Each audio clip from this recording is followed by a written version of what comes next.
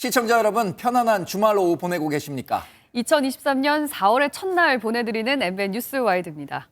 윤석열 대통령의 국정 지지율이 30%까지 떨어진 데다가 현 정부의 대외관계를 총괄하는 안보실장의 갑작스러운 사퇴로 대통령실 분위기가 뒤숭숭한 모습입니다. 민주당은 민주당대로 국정 지지율 하락에도 불구하고 좀처럼 정당 지지율을 끌어올리지 못하고 있는데요.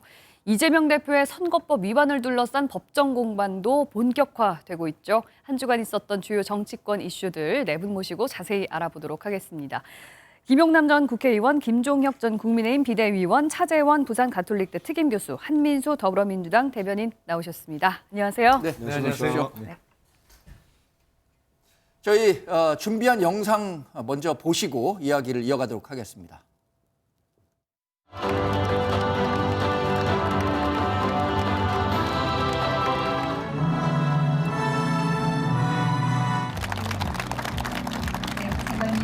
정부는 스마트 양식과 푸드테크 등 수산업의 미래 성장 산업화를 위한 R&D를 적극 추진해 나가는 한편 수산업의 민간 투자를 가로막는 불필요한 규제를 과감히 없애겠습니다. 물고기를 들어주시기 바랍니다. 짤 염원에 담은 물고기를 넣으시고 마지막에 대통령님 네 분께서 2023 순천만 국제정원 박람회 정원은 자연을 활용한 문화예술 작품인과 동시에 시민들이 건강한 일상을 누리는 휴식 공간입니다. 또 기후 위기에 대응하는 탄소 중립의 실천 현장이기도 하고 많은 분들이 찾는 관광지이기도 합니다.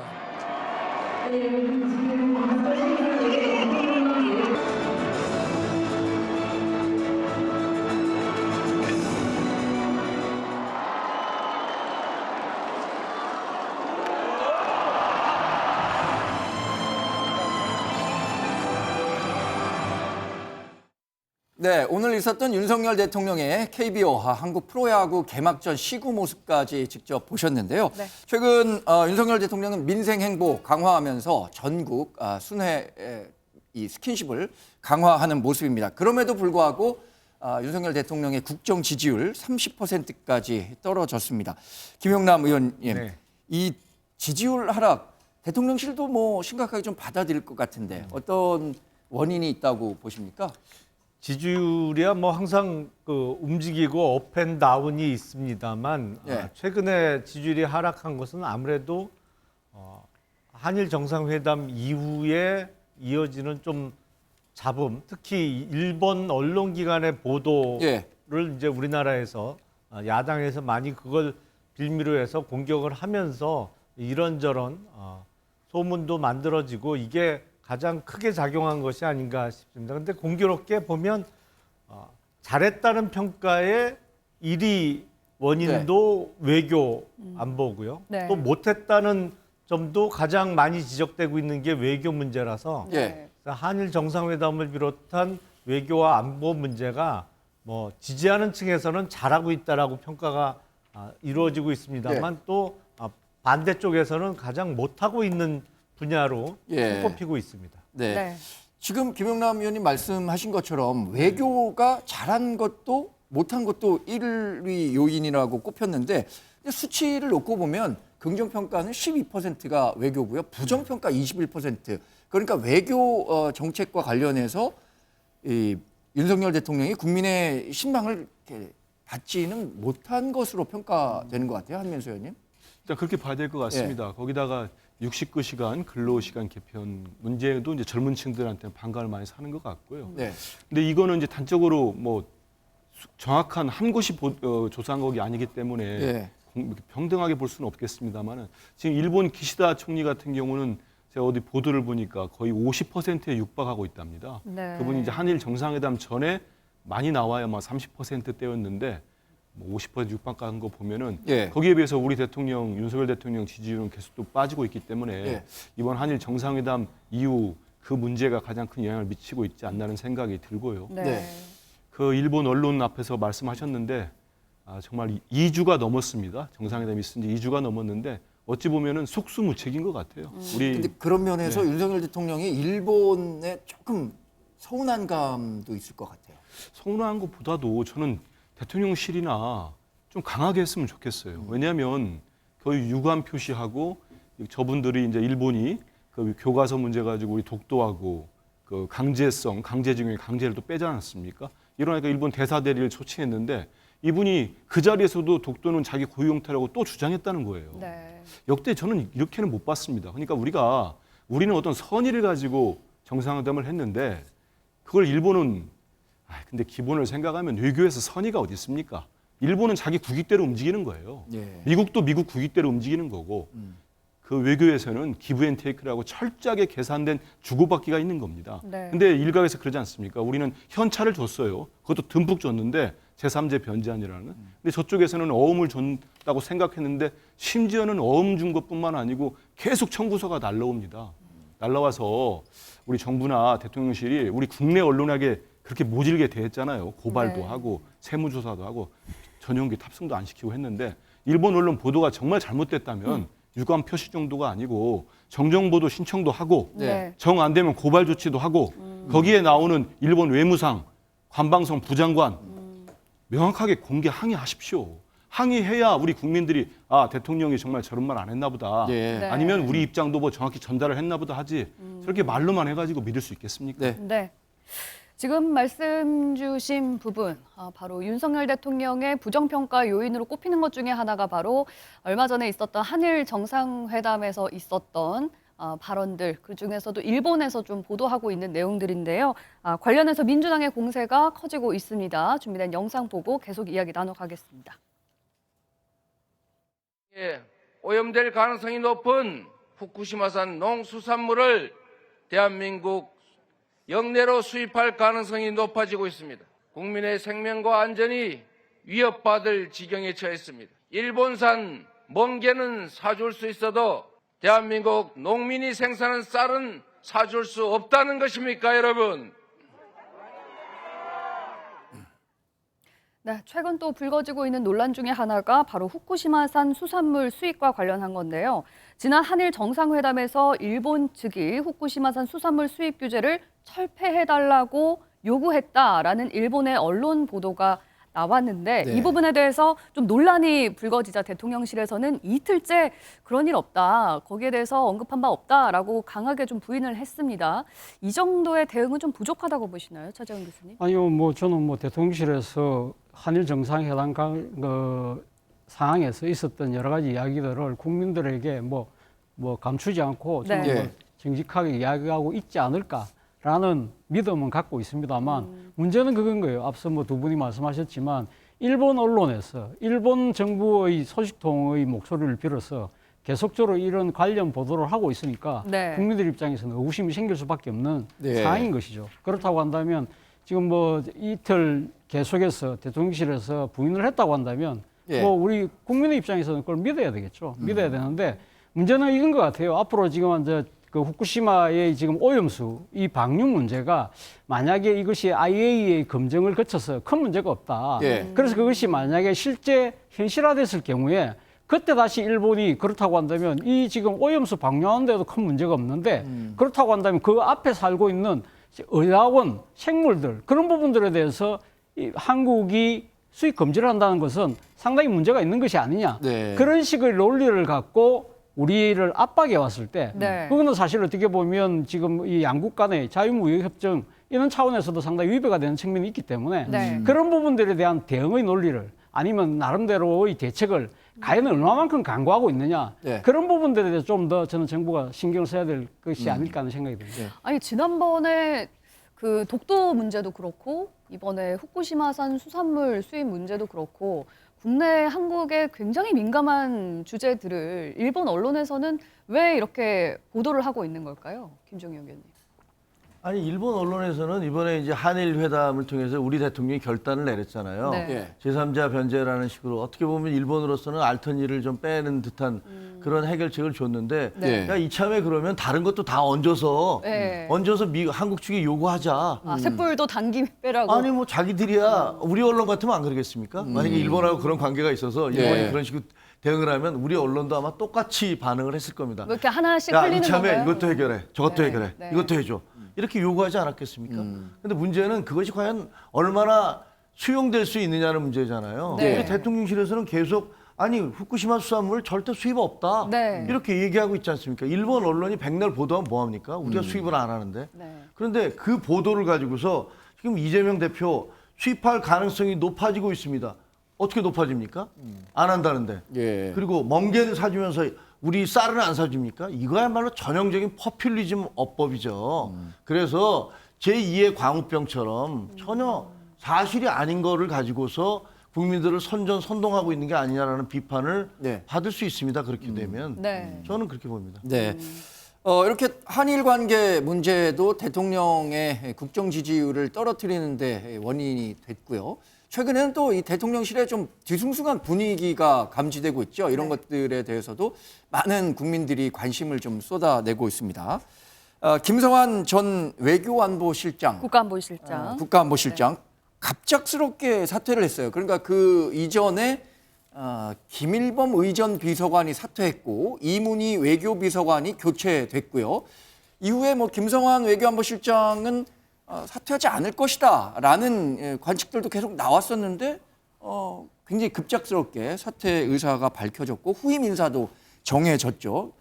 이와 관련해서 김용남 의원님 좀 어떤 게 그 교체 원인이 됐는지 듣고 계신 것도 있나요? 글쎄 뭐 저도 뭐 따로 알아보지는 않았습니다. 근데 일부 예. 언론에서 그 한미 정상회담 시에 계획됐던 문화 행사로서 뭐 블랙핑크와 레이디 가가의 합동 공연 관련해서 보고가 누락됐다 이런 언론 보도가 있었죠. 근데 네. 문화 행사 뭐 물론 국빈 방문이기 때문에 더욱 중요할 수 있습니다만 문화 행사의 어떤 초청 가수를 확정하는 일 그거에 보고와 관련해서 무슨 비서관 2명과 안보실장까지 예. 교체가 됐다고 보기는 조금 어려울 것 같아요. 그래서 뭐 대통령실의 공식적인 입장도 아마 그거는 아닌 것 같습니다. 네. 그 문화 행사 관련한 거는 아니고 김성환 안보실장은 원래 대통령실이 자리를 잡으면 자기는 이제 학계로 다시 돌아가고 싶다는 의사를 갖고 있었다는 것인데 적어도 그 이번 달에 열릴 한미 정상회담과 관련해서는 큰 지장은 없을 것 같아요. 예. 왜냐하면 후임 안보실장에 조태용 주미 한국 대사가 임명됐기 때문에 네. 결국에 네. 뭐 한미 정상회담이라는 게 미국에 있는 한국 대사관과 외교부 그리고 뭐 대통령실이 중심이 돼서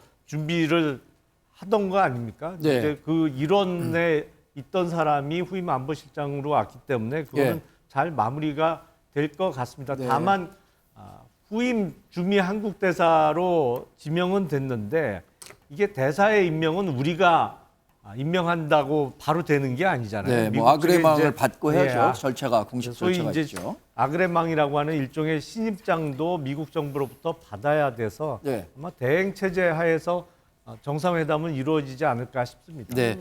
그 한민수 대변인 잘 아시겠지만 이제 김성환 실장이 윤석열 대통령과는 초등학교 동창 50년 씩이라고. 막역한 친구로 알려졌죠. 그리고 후보 시절부터 이제 외교안보 과외 선생이다 이렇게 평가를 받을 정도로 윤석열 대통령의 대외 정책에 큰 그림을 그렸던 분인데 이철규 국민의힘 사무총장도 그 공연 문제 갖고 그거 그만뒀겠냐 이렇게 얘기를 했어요. 그러나 이렇게 여러 가지 뭐 이 관측들만 나오지 정확한 설명이 없기 때문에 궁금증이 커지고 있는 거잖아요. 말씀하신 대로 이 정도 사안이면 좀 명확하게 밝혀주면 좋지 않겠나 이런 생각을 합니다. 예.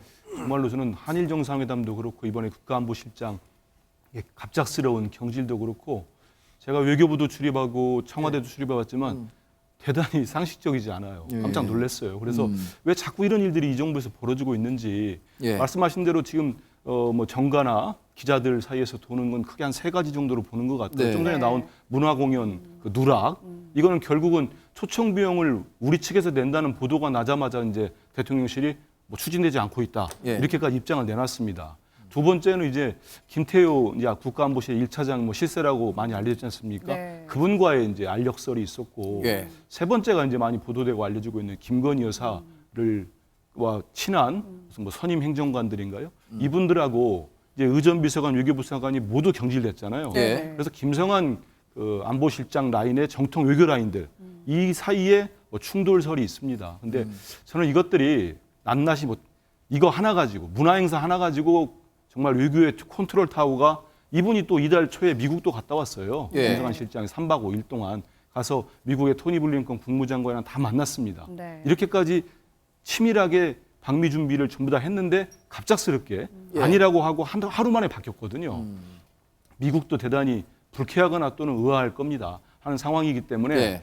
이거는 정말 아까 우리 앵커 말씀하신 대로 50년 지기를 이렇게 하루아침에 잔할날 정도면 그 이상의 어떤 그 내부 알력이랄지 아니면 입김이 있어야 된다고 생각하지 않겠습니까? 네. 이걸 우리 국민들이 도대체 이해가 안 되는 거예요. 이런 부분들. 정상회담, 한일 정상도 마찬가지고 이것도 그렇고 그러다 보면은 정말 도대체 대통령실 내에서 무슨 일이 벌어지고 있는가. 여기에 대해서는 그냥 뭐 이렇게 아무것도 아니다. 뭐 행사하려다가 안 됐다. 이런 식으로 하지 말고 조금 설명을 해주는 게 국민에 대한 도리가 아닐까 하는 생각이 듭니다. 네. 대통령도 지지율에서 고전을 면치 못하고 있는 가운데 여야는 과연 지금 잘하고 있는지 한번 들여다볼까요? 최근 한국갤럽 조사 결과인데요. 국민의힘과 더불어민주당 지지율 한번 살펴보도록 하겠습니다. 두 정당 모두 33% 이렇게 똑같은 수치를 기록하고 있습니다. 네. 김종혁 의원님, 이거 뭐 사이 좋다고 봐야 되나요? 어떻게 해석을 하고 근데 계시죠? 저도 정당 지지율 추이를 보면서 네. 이렇게 동률 똑같이 이 두 자리 숫자가 다 똑같은 경우가 거의 과거에 없었던 것 있었나 같아요. 네. 싶을 정도로 이례적인 거예요. 그리고 또 무당층이 거의 두 정당 지지율에 육박할 정도로 올라와 있단 말이에요. 저는 뭐 그 여야 가릴 것 없이 예. 그 정치하는 분들이 저를 포함해서 다 부끄러워해야 되죠. 정치에 대한 불신이라든가 그 환멸 이런 것들이 계속 늘어나고 있다는 얘기잖아요. 뭐 여야 마찬가지고 저희 당 같은 경우는 새로운 체제가 출범을 했는데 그럼에도 불구하고 뭔가 좀 새로운 모습을 보여주지 못하고 네. 계속 말실수가 벌어지고 예. 거기에 대한 논란과 공방이 이어지기 때문에 네. 거기에 대한 실망이 있는 것 같고요. 지금 전당대회 치른 지 한 달도 안 됐잖아요. 그러니까요. 사실 컨벤션 효과가 있어야 될 시기를 다 지금 놓쳐버린 것 같아요. 그게 참 안타깝습니다. 사실은 뭐 전당원 100% 투표로 해서 네. 전당대회가 상당히 성공적으로 이루어졌다고 자평을 했었는데 네. 네. 그 이후에 전개되는 상황이 좀 제대로 가고 있지 못해서 네. 안타깝고요. 민주당이 역시 마찬가지인 것 같아요. 사실 뭐 민주당이나 저희 당이나 서로 상대방에 대해서 열심히 공격하고 있지만 네. 뭐 공격하기에 앞서서 네. 스스로 돌이켜 보면 당신네 당은 뭐 이렇게 잘해라고 물어보면 네. 사실은 이렇게 할 말이 없는 것들 뭐 현실입니다. 근데 차재혁 교수님 저렇게 무당층이 29%까지 올라왔잖아요. 예. 이게 2016년에 예. 국민의당 열풍이 불었을 때 예. 그러니까 당시에 새누리당과 민주당이 뭐 고전하면서 국민의당이 30석 가까이 얻어서 맞습니다. 제3당을 이렇게 네. 만들었었는데 그런 상황이 만약에 이 정도 그 지지율이 유지된다면 내년 총선이 네. 저 무당층들을 흡수하기 위한 어떤 제3정당 가능성도 있는 거 아닌가요? 제3정당 가능성은 제가 봤을 때는 이번에 국회 전원위원회가 곧 열리지 않습니까? 거기에서 선거제도 개편이 지금 현행의 소선거구제가 중대 선거구제가로 바뀐다든지 아니면 비례대표가 많이 확대된다든지 그런 식의 제도적 변화가 첫 번째 먼저 전제돼야 되고요. 예. 또 두 번째는 당시 2016년도 국민의당의 바람은 예. 사실은 또 차기 대선 후보감이었던 안철수 의원의 예. 상당한 또 바람 기대에 대한 부분이 있었기 때문에 그 두 가지 요건이 갖춰져야만 이번에도 그런 바람이 불지 않을까 하는 생각이 들고 당장 지금 무당층이 늘어나는 것은 말 그대로 국민의힘도 싫다. 예. 그런데 민주당도 그렇게 신뢰가 가지 않는다. 예. 그런 생각들이 많이 강한 것 같아요. 네. 먼저 지금 국민의힘이 싫은 이유는 그건 것 같아요. 뭐 앞서 뭐 전당대회 이후에 여러 가지 당의 모습들을 말씀을 하셨지만 거기는 뭐 친윤일색의 지도부 플러스 친윤일색의 당직자라는 부분도 있지만 앞서 우리가 이야기했던 대로 지금 그 대통령실에 지금 안보실장이 바뀌었다. 네. 이 부분이 상당히 석연치 않다. 이런 부분들에 대한 국민들의 우려가 커지고 있잖아요. 그렇다고 한다면 이런 국민적 불안을 해소할 수 있는 이 여당의 역할이 보여야 되는데 전혀 보이지 않는다는 거예요. 그러니까 지금 대통령실에서 그걸 바꾸면 아, 국민들은 지금 블랙핑크 때문에 바꾼 거야? 아니면 내부 갈등 때문에 바꾼 거야? 그럴 때 왜 여당 내에서는 할 말 하는 사람이 아무도 없습니까? 그러니까 이런 부분들에 대해서 과연 이 지금 새로 체제가 들어선 이 국민의힘이 말 그대로 또 용산의 여의도 출장소 되는 거 아니냐? 그런 의구심이 생기는 것이고요. 반대로 민주당 같은 경우도 제가 봤을 때는 민주당이 야당이긴 하지만 민주당에서는 제가 봤을 때 약간 책임이라는 부분이 좀 모자라지 않나. 예를 들면 지난번 헌법재판소에서 물론 그 헌재가 그 판결이 검수완박법에 대해서는 그러니까 그 부결을 이거 합당하다고 이야기를 했지만 4대 5로 4대 5로 합당하다고 이야기했지만 그러나 법안을 통과시키는 데서 하자가 있다고 이야기했잖아요. 그렇다고 한다면 그 이후에 민주당이 보여주고 있는 모습은 마치 승리하는 것처럼 보이는데 절차적 정당성이 훼손된 부분에서는 좀 더 겸허한 자세를 보이는 부분이 필요하다. 그리고 또 하나는 이재명 당대표를 둘러싸고 있는 여러 가지 사법 리스크와 관련해서 이번에 당직 개편을 했습니다만 핵심 당직자라고 할 수 있는 사무총장 그대로 갔다. 또 하나는 지금 그 누구보다 중앙에 이 문제의 중앙에 있다고 할 수 있는 이재명 당대표의 거취와 관련해서는 아무런 이야기가 없다. 이런 부분들에 대해서 책임이 없다는 모습 때문에 아무래도 좀 신뢰하기 힘들다는 그런 민심이 작동하고 있는 것이 아닐까 생각이 듭니다. 그러니까 여야 모두 잘한 게 없다. 지금 둘 다 못하고 있다. 그래서 이렇게 쓴소리를 무당층만 해주셨는데 4%포인트 오른 거. 지금 정당에 계신 이 세 분은 약간 좀 뼈 안 아프세요?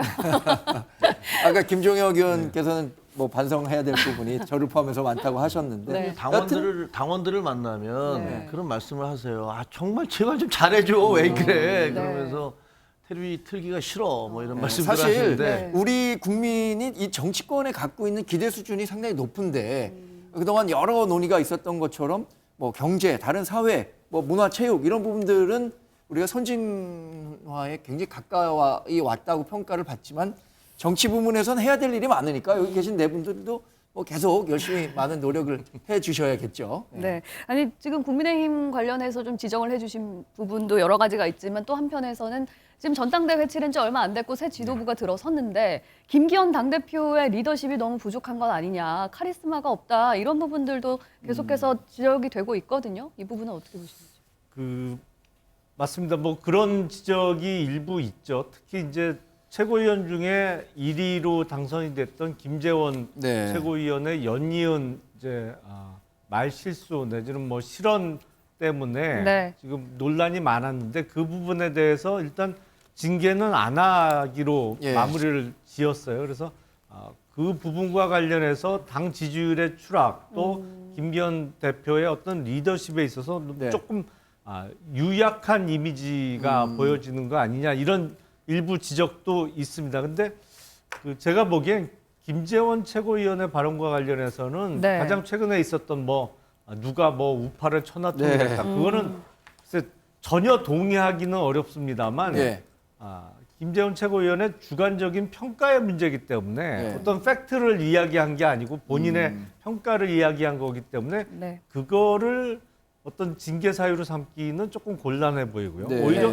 징계를 하려고 하면 앞서 있었던 과거 5.18과 관련한 5.18 발언과 관련해서는 징계 사유가 될 수 있어 보이는데 그 타이밍을 놓쳤단 말이죠. 그러니까 이제 최근에 있었던 건 조금 징계 사유로 하기는 어렵고 그래서 뭐 본인도 또 거듭 사과를 했기 때문에 정말 3세번이라고 또 한 번 그러면 정말 그때는 징계 얘기가 본격적으로 나올 수밖에 없을 것 같습니다. 또 내년 이제 총선 때 또 국민들의 심판이 기다리고 있으니까요. 그때까지 여야 모두 좀 합심해서 노력을 많이 해야 될 것 같습니다.